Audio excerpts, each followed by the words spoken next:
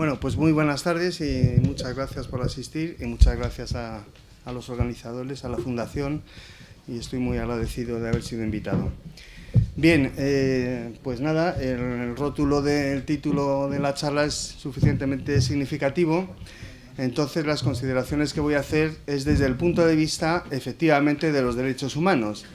Aparte de la refriega política, digamos, esto es bastante más aséptico, entre comillas, ¿no?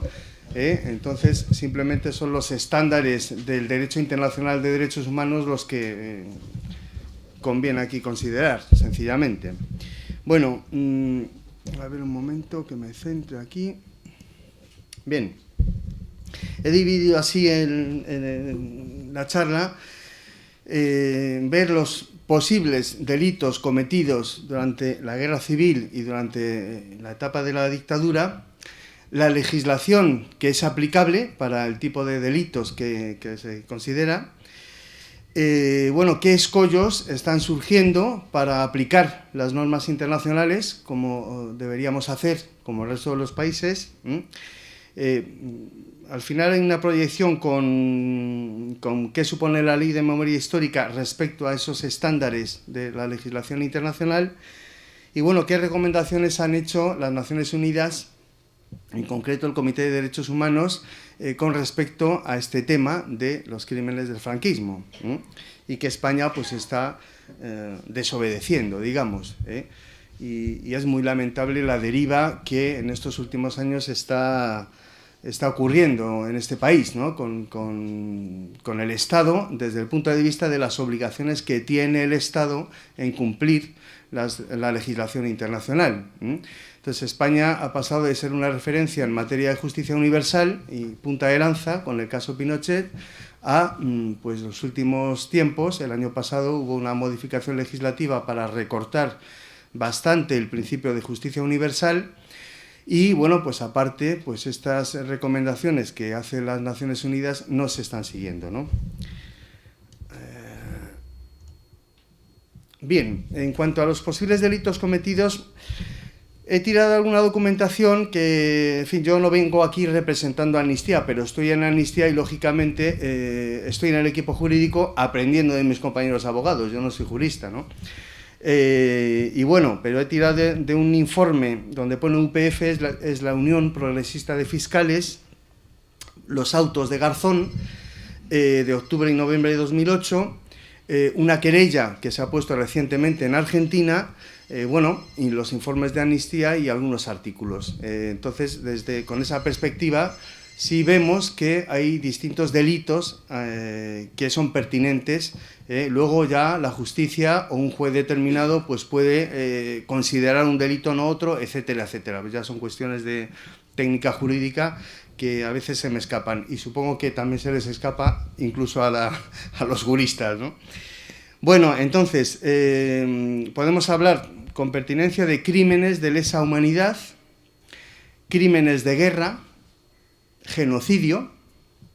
La querella de Argentina está puesta por genocidio y o crímenes de lesa humanidad, delitos contra altos organismos de la nación y la forma de gobierno, esto aparece así en el auto de Garzón, ahora vamos a ir comentando con más detalle, y terrorismo también.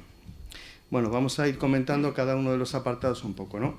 En los crímenes de lesa humanidad, hay toda esta diversidad, es decir, desapariciones forzadas. Hay una convención internacional sobre el tema de desapariciones forzadas. Aquí corresponde el delito como detención ilegal, sin dar razón de paradero de la víctima. Estas desapariciones forzadas incluirían también el robo de niños. Este es un delito imprescriptible, no prescribe, ya pueden pasar años, y además es un delito permanente mientras no aparezca la víctima o el cadáver de la víctima, o al menos mientras no se aclaren las circunstancias bajo las que se produjo esa desaparición.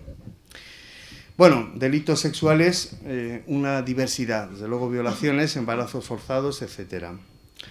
Ejecuciones sumarias tras juicios sin ninguna garantía.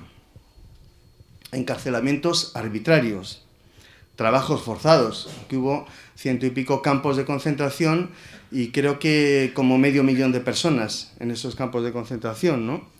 Y, por supuesto, persecución por motivos políticos y religiosos.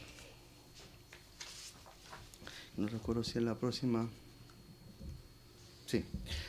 Bueno, en el Código Penal español, estos delitos que estamos mencionando, las torturas que no he mencionado antes también, etcétera, son delitos comunes, el asesinato, el homicidio, o las torturas o las violaciones son delitos comunes. Pero cuando hay un ataque generalizado, hay un plan generalizado y sistemático contra población civil, pues entonces son crímenes de lesa humanidad. Y esos crímenes son los imprescriptibles. Efectivamente, un asesinato prescribe, pero asesinatos cometidos bajo un plan contra un grupo determinado de la población, eso ya constituye crimen de lesa humanidad para el Código Penal español y también para la legislación internacional. Por cierto, ¿por qué tenemos que respetar la legislación internacional? Creo que no está puesto en el PowerPoint. Bueno, la legislación internacional... no, un momento, me estoy liando. Viene más adelante, luego lo vamos a comentar. Bien, en los crímenes de lesa humanidad se consideran por primera vez en el Estatuto de Londres o de Nuremberg, porque en ese estatuto, en 1945, se crea el Tribunal de Nuremberg para juzgar efectivamente los delitos cometidos por los nazis. Entonces, este estatuto más la sentencia que sale de los juicios de Nuremberg, pues conforman los llamados principios de Nuremberg. Es decir, cuando hablamos de justicia universal y de legislación internacional, sobre todo en materia penal, cuando hay violaciones masivas de derechos humanos, pues estamos hablando de los principios de Nuremberg, o oirán ustedes, si leen algo al respecto en la prensa o tal, hablar de los principios de Nuremberg, ¿no? Bien, entonces estos crímenes de lesa humanidad, como decía, son imprescriptibles y también son inamnistiables. O sea, no se puede tener mecanismos de impunidad, como tenemos en España, para este tipo de crímenes. Es decir, no se pueden amnistiar, ni se pueden indultar. Bien, están sujetos a persecución universal, precisamente desde el Estatuto de Nuremberg o de Londres. Es cuando por primera vez se determina que estos crímenes ofenden a toda la humanidad y deben ser perseguidos desde cualquier parte del mundo. Es decir, que es un principio de alcance universal. No puede invocarse tampoco en los crímenes de lesa humanidad el principio de irretroactividad. Es decir, que cuando hay un delito que se ha cometido hace 40 años y entonces no estaba contemplado, es igual. Vamos a ver después de la legislación aplicable que, aún así, tiene que ser castigado. Claro, la dificultad que tiene esto a veces en procesos judiciales es demostrar que este tipo de delitos ha sido cometido bajo un plan y pueda demostrarse que es un ataque generalizado contra población civil. Bueno, también a veces el asunto de desde cuándo podríamos, a pesar de lo que he dicho de la irretroactividad, desde cuándo podríamos considerar que se puede aplicar el derecho, digamos el derecho de Nuremberg, pues se fijó en este estatuto de 1945 en el 30 de enero de 1933, que es cuando acceden Hitler al poder. Bueno, los crímenes de guerra están cerca, pero no son exactamente lo mismo, ¿no? Los crímenes de guerra, entonces, se rigen por el derecho internacional humanitario. La referencia principal son los convenios de Ginebra. Los convenios de Ginebra son 4, con unos protocolos, etcétera, y lo que hablan es del trato a prisioneros de guerra o a heridos de guerra, ya sea de guerra terrestre o marítima, y prohíben, como es lógico, pues conductas como el homicidio, como la tortura, los castigos corporales, mutilaciones, atentados contra la dignidad, en fin, ejecuciones sin juicio, etcétera.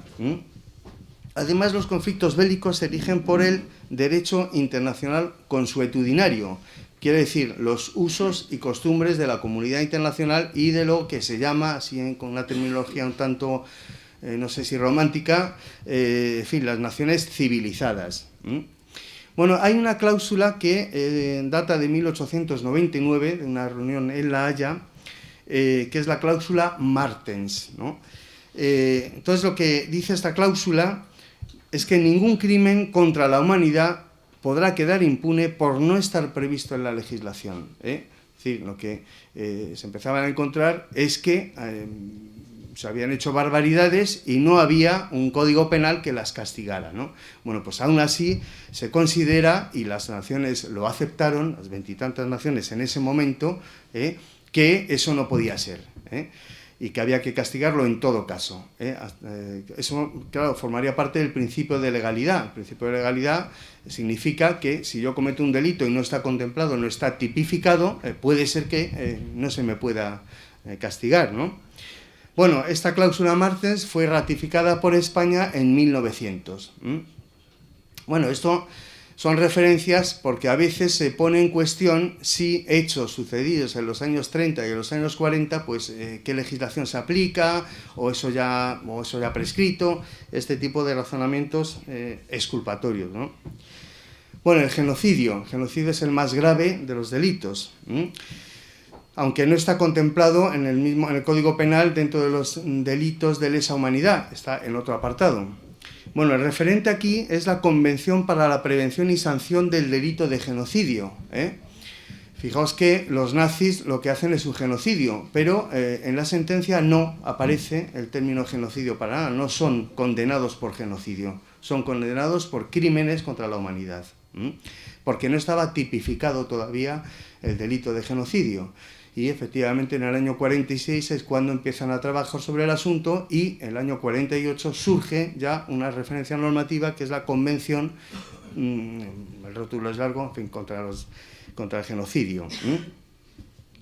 En el genocidio de lo que se trata y lo que hay que demostrar en un proceso es que es un delito caracterizado por la intención de destruir total o parcialmente a un grupo, así está especificado, tanto en el Código Penal como en la Convención contra el Genocidio, a un grupo nacional, étnico, racial o religioso.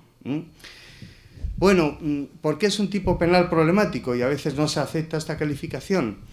Pues porque, bueno, las broncas durante la redacción de la Convención fueron importantes. La verdad es que fue la Unión Soviética la que se negó a que se incluyeran los grupos políticos en esta convención, para calificar algunas conductas como genocidas, ¿no? Bueno, ¿a qué solución se ha llegado? Solución entre comillas, ¿no? Porque incluso la Audiencia Nacional en algún momento para los procesos en Chile y en Argentina y en Guatemala sí ha calificado como genocidio la persecución de grupos políticos, precisamente. Bueno, como lo que dice la tipificación es la intención de destruir total o parcialmente a un grupo nacional, pues se ha encajado la figura de genocidio en la destrucción parcial de un grupo nacional. Efectivamente, a quien se perseguía, en el caso del franquismo, en el caso de las dictaduras en Chile o en Argentina, se perseguía a un grupo que sí estaba localizado. En todo caso, eran aquellos que no se adherían a un proyecto nacional que los sublevados, los fascistas, habían impuesto. Entonces, sí cabe encajar el delito de genocidio como persecución a un colectivo nacional o a parte de un colectivo nacional. A veces también se habla en la literatura jurídica de autogenocidio, en el sentido de que es parte del mismo grupo nacional aquellos a los que se persigue, ¿no?